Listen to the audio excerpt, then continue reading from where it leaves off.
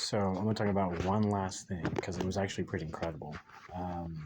I was given a grant of thousands to do a short art doc on the Tulsa riot, race massacre, that stuff. So I went out and actually did it. The film was very acclaimed, award-winning. It traveled to San Francisco, to New York. I mean, all over the place.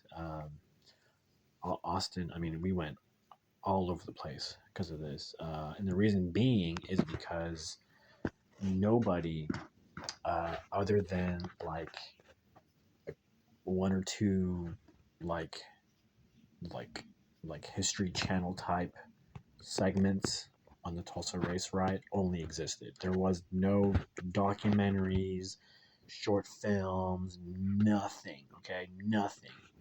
I went to the Historical Society.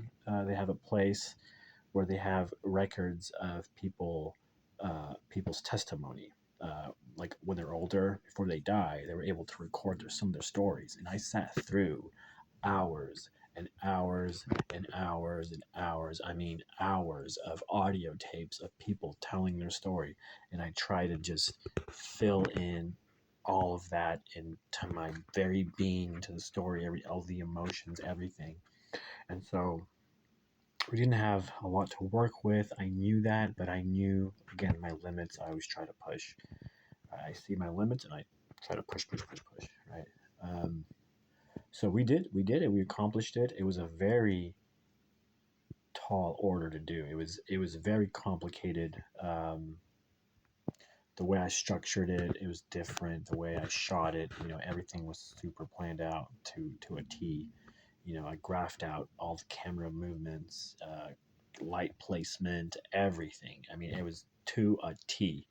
Because I learned that through a cinematographer, like a real cinematographer. Things I've learned, I utilized them in this project, and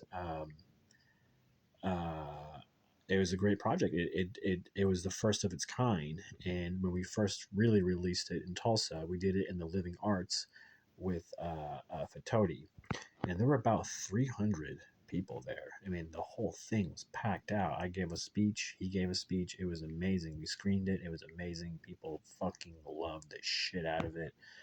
I got to work with Brandon Jones, Jacob Hightower of Retrospect, I got to work with, and down the road with a lot of different people who are now, pretty respectable in the industry.